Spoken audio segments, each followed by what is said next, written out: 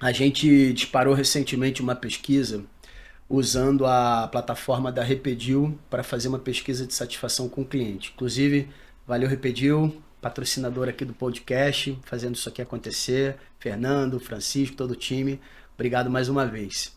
E é uma ferramenta que a gente usa para fazer segmentação para venda, mas a gente tem usado muito para ouvir o consumidor final. Que aqui a gente está falando sobre equipe. A equipe constrói a marca, a equipe mantém a marca, a equipe faz a marca perdurar com a mentalidade do dono ou com a mentalidade do grupo, quando já vira um grupo. Mas o cliente na ponta, ele também é um multiplicador. E gente que vê um lugar onde pessoas são cuidadas, elas tendem a se sentir melhor ali. Se eu vou num restaurante e eu vejo uns vídeos seus treinando comigo em tempo real ali, o sombra, né, que vai junto É. para a mesa. Eu vivi também muito isso. Fui sombra de restaurante que eu ficava ali, fazia prova de cardápio e tudo. E o cliente ele se interessava, pô, por que você está de sombra? Como é que funciona isso? Passa muita seriedade dentro do negócio. Isso, Hernandes, isso é método, isso é característica do empresário. Existe a possibilidade de equilibrar eficiência com hospitalidade? Porque a Muito. gente tende a misturar. Ou eu sou muito eficiente, eu sou muito rápido, ou eu sou hospitaleiro, mas vira aquela conversa, vira uma coisa muito informal. Como é que quebra isso, cara? Não, total, cara, total. E eu passei exatamente por isso. Teve muitas coisas boas que eu aprendi dentro do restaurante e teve outras que eu falei, isso aqui, quando eu abrir um restaurante, eu não vou levar pra dentro do restaurante. As coisas boas, uma delas foi isso. A gente tinha treinamento de cardápio dentro do restaurante, tinha prova para subir para garçom dentro desse restaurante. Então era levado muito a sério todos esses métodos aqui. O que eu podia levar de bom? Isso a gente levou de bom. A gente tem treinamento lá dentro. Inclusive, lá todo garçom tem a responsabilidade de toda segunda-feira trazer 3 problemas e 3 encantamentos que ele levou para o cliente. Então, cada garçom senta na mesa e ele traz os 3 problemas. Então, ele traz o primeiro problema e todos os outros garçons vão resolver esse problema. Então, são 3 problemas, são 8 garçons tirando o problema de todo mundo, e aí a gente vai fazendo um manual de crise. Hoje, dentro do Legal. Esquina, tem um manual de crise. Então, quando cada problema que acontecer ali dentro, a gente sabe como resolver e da forma que a gente vai resolver. Quando ele traz esse problema, cada um resolve. Depois, eles mesmos sentam junto e falam, essa é a forma que o Esquina resolveria esse problema.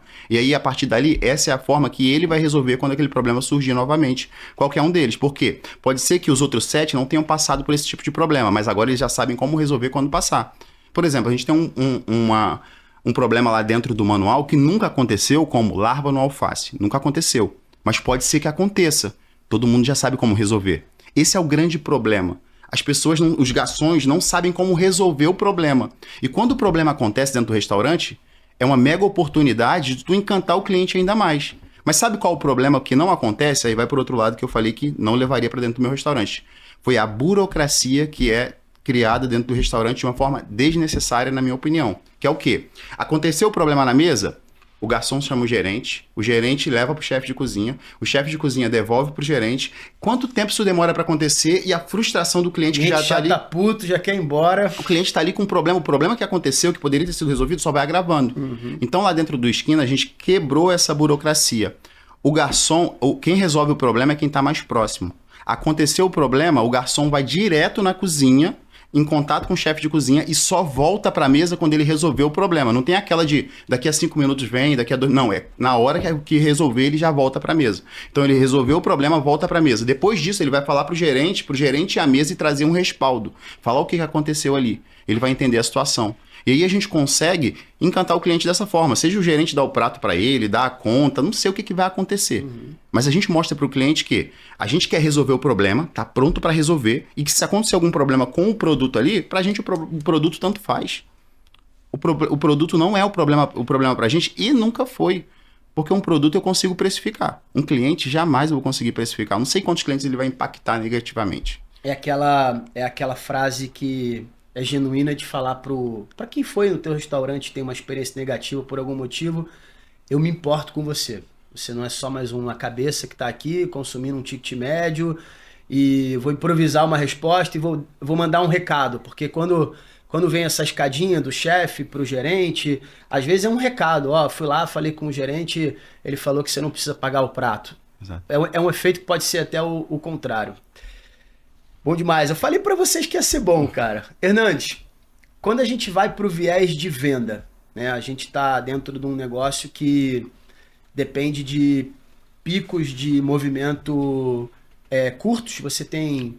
O seu restaurante só opera jantar ou vocês também Só têm jantar. almoço? Só jantar. Quem opera só jantar ou quem opera só almoço ainda precisa ainda mais trabalhar giro de salão, né? Ticket médio, venda sugestiva. Eu acho que além da hospitalidade, hoje eu também percebo muito, tanto com os empresários que nos buscam, quanto como cliente, que perdeu-se perdeu-se um pouco a técnica de ensinar a vender de uma forma positiva. Porque você tem o garçom que só anota o pedido, que te entrega o cardápio, que eu acho que hoje é 90%. Boa noite, seja muito bem-vindo. Quando fala seja muito bem-vindo, o nome é muito raro. Ó, esse é o nosso cardápio. Quando não fala, tá no QR Code. Como é que você combina encantamento com a venda, produtividade? Você recomenda o empresário trabalhar? O empresário que está vendo a gente hoje, que está começando um negócio, é bonificação, é comissionamento, é campeonato? O que você recomenda para... O primeiro ponto que eu acredito sobre venda é o seguinte: a gente compra de quem a gente confia.